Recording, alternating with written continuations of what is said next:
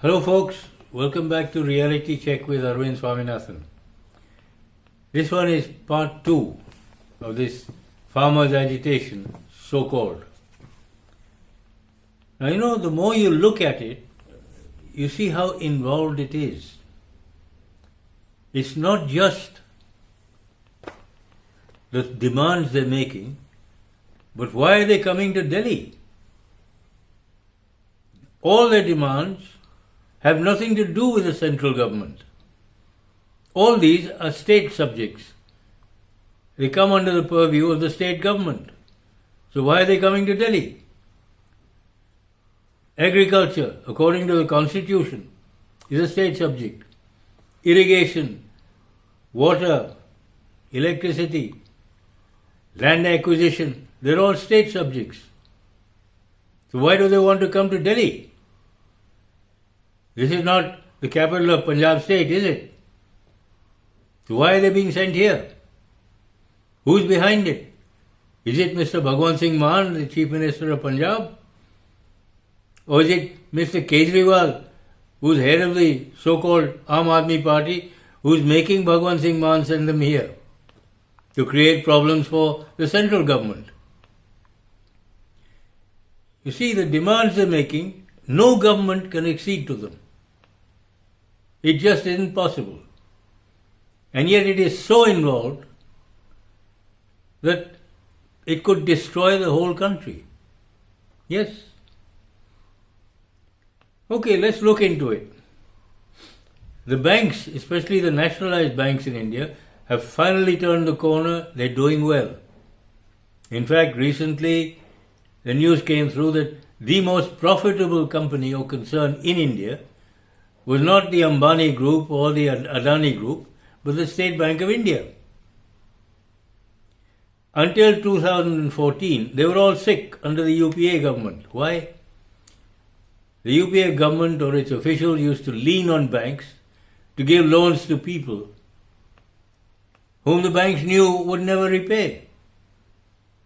Forget any income coming in, even the principal would disappear. Famous cases like Vijay Mallya, Nirav Modi, Mehul Choksi, decamped with thousands of crores worth of loans. And of course, the interest which is accrued on top of those loans, don't even think about how much. Now, the BJP government stopped all that, recovered a huge number of those non-performing assets or loans which hadn't come back. The banks are doing all right. And now, what does this farmers' agitation want? They want all farm loans to be waived. I mean, how ridiculous can you get? Whose money is it? It is not taxpayers' money. It's the money you and I deposit in those banks. The fixed deposits we put in, that's what's sent out as loans. And the interest which comes from those loans is what gives us the interest on our FDs.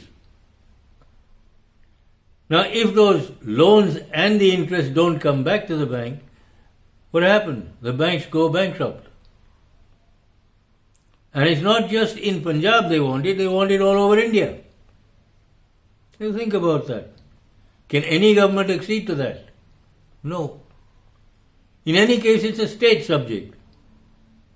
So why are they coming to Delhi? If they're bothered about Punjab, go to the Punjab government. It's got nothing to do with the government in Delhi. Second, land acquisition. They want 4 times the circle rate price. Why? What's it got to do with the central government? Again, this is a state subject. Irrigation facilities, the state is supposed to provide, not the center. Electricity, water, amenities which the state is supposed to supply, not the central government. So why are they coming here? Another one. Law and order. Now what they're demanding is the miscreants have the incident in Lakhimpur Kheri. They want the stiffest penalties for those involved and for those who are guilty. And yet all those farmers who took part in the agitation a couple of years ago, all those cases have to be just waved off. How can you have one law for them and another one for these farmers? The guarantee is in the Constitution that all are equal. If you have stiff penalties for one, the same applies to farmers. You do not take the law into your own hands. If you want to agitate, you want to protest, peaceful protest is permitted. Now protest only. It must not turn into any sort of violence. No clashes with the police or anybody else. And it must not impinge on the daily routine and working life of locals wherever they happen to be. If they come into Delhi, there must not be any stoppage or any, how shall I put it, interference in the lives of the people who live in Delhi. I'm sorry, that is not permissible. You work within that, you're okay. You don't, you're against the law. Now these farmers coming into Delhi, or trying to, were stopped at the border. Why did the Punjab government even let them get to the Haryana border? What is the Punjab government doing? Twiddling its thumbs or looking the other way? Or fanning him and sending them here? I mean, this is not on. Mr. Chief Minister of Punjab State, it is called dereliction of duty or abdication of duty. And if that is the case, kindly resign. Or let the state come under President's rule. Because this is not good enough. All these are your chores. You are supposed to be looking after them, not the central government. So stop passing the buck. Now let's examine these a little more closely. If the banks go bankrupt, the entire banking system goes flat. I'm talking about the whole country. Now, if something like the State Bank of India and with it the LIC, if they go under, who buys them up? Certainly nobody here will have the money. So who comes in? Foreign banks? Foreign bankers? The whole country becomes an economic colony. This is something I had warned against 50 years ago, when I was talking about the foreign aid that came in, which were never aid. It was always loans with impossible terms and conditions attached. Those loans could never be repaid in much the same way as China and places like Sri Lanka or Pakistan. Loans which cannot be repaid. So they just take over the country. Now who would do that? Who would have the money? I'll explain that in a minute. Now, this farmers' agitation, so-called, coming towards Delhi, was stopped at the border of Punjab and Haryana. So what did the farmers do? They brought in bulldozers. And what is that, ponlons or something like this? It's almost like armored personnel carriers. Each machine is worth about 50 or 60 lakhs. Where did they get that from?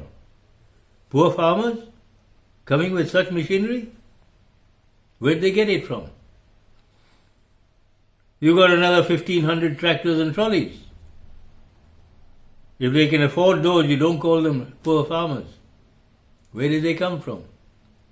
Maybe the government, both state and central, should find out who owns those tractors, those JCBs, and other armored personnel carrier type of things, tractors and trolleys, and fine them for all the expenditure involved in police action. The police don't come free. The state has to pay for it. Pay for it. Now we come to the crux of the whole thing. Where is their money coming from? Who's funding it? We hear the name George Soros, old friend, isn't he? Sonia Gandhi has known him since 1994. She was the co-chairperson of one of his foundation call it a forum. Why? A forum to try and make non-pliable country governments into pliable ones. Like replacing the one in Myanmar with Aung San Suu Kyi. And for a while, for 10 years, it was the Sonia Gandhi run government in the UPA regime. This is the sort of activity they carry on. Now, when they start funding such agitation to cripple and destroy our banking system, what does it mean? Who would be interested in doing that? Why is Rahul Gandhi in Cambridge in the middle of his little jaunt throughout India? Is Cambridge more important than this country at this moment? With a general election coming up? Why? Well, maybe he needs briefing on what to do next. So he's over there. And don't tell me he doesn't know the Rothschild family. He does. How? Remember our old friend Amartya Sen? Nalanda University, UPA government, 2007, 2008. See, it's not Amartya Sen so much. His wife, the former Emma Georgina Rothschild. And of course, Amartya Sen is also on the advisory panel of George Soros' Open Society Foundation. You see, that connection is there. Now, how is that money coming into India for funding these disturbances or demonstrations? Well, it's coming in through Hawala, but it is also, for some reason, coming in through the banking system. And George Soros is quite familiar with them. I mean, the banking system. Remember, he made his original pile in Colombia, the drug mafia, using banks, legal banks. Now you think Manipur drug cartel operating in India through the banks? So, getting money from abroad into India through the banks, and they're using means which are supposed to be used only for within India transactions, things like RTGS. How are they getting money from abroad? Even the RBI is at a loss to figure out how. Now, you understand how involved this whole thing is to bring the whole country to its knees. And you've got Jaychands and Mir Jafars like the Congress party in India, and you've got the Aam Aadmi party, the Bhagwant Singh Mans and the Kejriwals, who get money from people like George Soros. They get money from organizations like the Ford Foundation, all working together to bring India to its knees. Why? Well, the Americans don't like India being equal. They don't like Modi at all because he's stopped their biggest chain. Trained personnel going into the US, the UK, Western Europe. All their follow-up chains are being broken. The brain drain has been reversed. They don't like him at all. Now things are being made in India rather than imported. Jobs suffer over there. Jobs come here. Now they don't like that. They don't like us standing on our own feet. India from becoming a mass exporter of defense equipment, importer of defense equipment, now exports defense equipment. That's a big step. The Congress government had only put up, 7 medical institutes along the lines of the All India Institute of Medical Sciences. The BJP government has put up 25 already. And there's another 5 in the chain already started. Doctors, nurses, medical staff, all are finding jobs here. They don't have to go abroad. They're quite happy here. Why not? Why shouldn't they be? Now, what is the reason for these banks coming in with all these funds for disturbances or demonstrations? To create mayhem. If they manage to break our banking system, who will buy it up? People in this country won't have the money. Who will?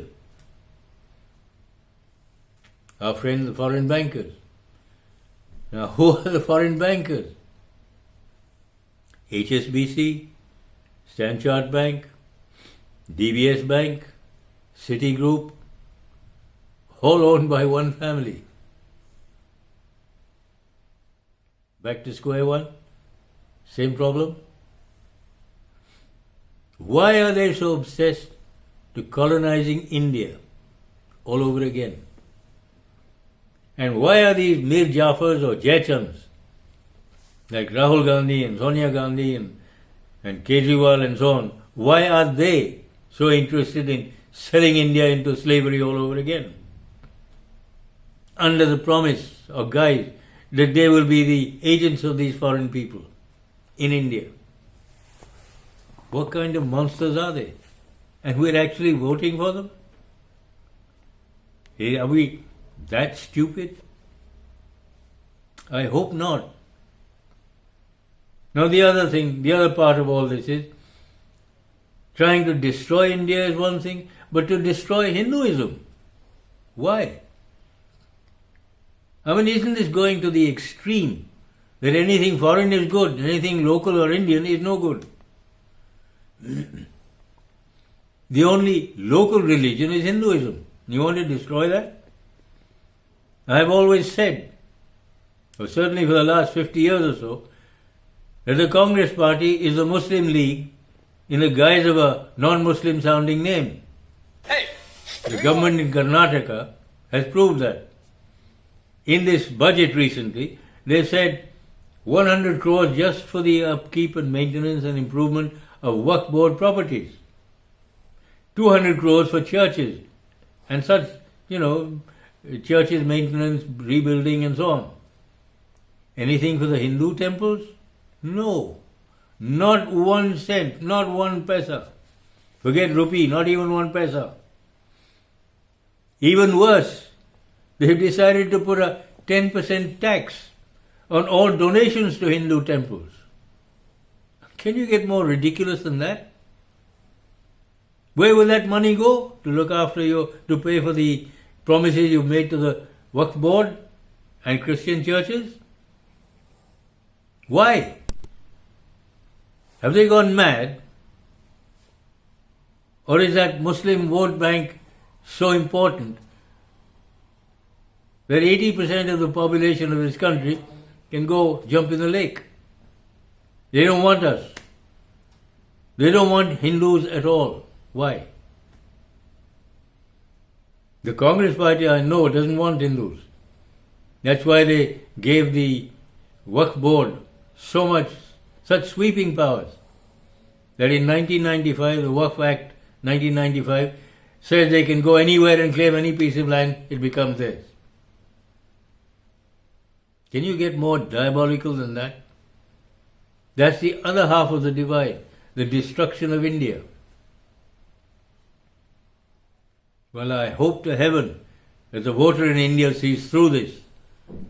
Because as long as you have a non-BJP government in the middle, or in power in the center, and also in the states, you will always get this, either Hindu-Muslim divide or destroying the very fabric of life, but never any progress. No progressive ideas, nothing. It's always stagflation. They come up so far and stop. The only way to, how should I put it, increase turnover is to go on raising prices, which means a regime of stagflation, which eventually means rampant inflation. Now, coming back to this last thing, this major demand of all these farmers, so-called farmers. For one thing, they're not farmers. They're mercenaries who are paid 35 to 40,000 a month to stay there for a month and do nothing. Just create problems. As I said, where is that money coming from? You have some idea now. But there's one big demand, the MSP, minimum support price. No government anywhere can guarantee it. Certainly not in the central government. Why? What is the cost of production of 1 acre of paddy in Punjab? 9,000, 10,000 rupees per acre? What is it in Maharashtra? 20,000 rupees per acre? What is it in Andhra? 25 or is it 15,000 per acre? So how can you have one central law that guarantees a minimum support price for the whole country? You cannot do it. Labor laws are different in each state. We all know that. So why are they making such stupid demands? And it goes back to the first part of this. When I said these agitators do not want an agreement, they don't even want to talk. They just want to create problems and make Mr. Modi and the BJP government look silly or create problems for them in an election year. Elections which are only a couple of months away. They do not want to negotiate. They will never agree to anything. And if the central government agrees to anything, they will never come back. They can't. Now you understand what's happening. And you, Mr. Aam Aadmi Party or Chief Minister of Punjab, have better get your act together. Otherwise, you're going to be the main target of a whole lot of people in Punjab. Instead of spending so much time, effort and money creating ads which appear on all your news channels every day, half a dozen times, to show how wonderful you are, how wonderful the things you're doing for Punjab. Is this what you call wonderful things for Punjab? Or the central government? Why? Why are you doing this? Do your own work, Mr. Chief Minister of Punjab. Stop passing the buck to somebody else. If you can't do your work, abdicate, get out. Bring in President's rule there. Then maybe something will be done. Because you're not capable of doing anything. I better stop here. If there's any more, I'll let you know next time. Thank you, folks. Ram Ram.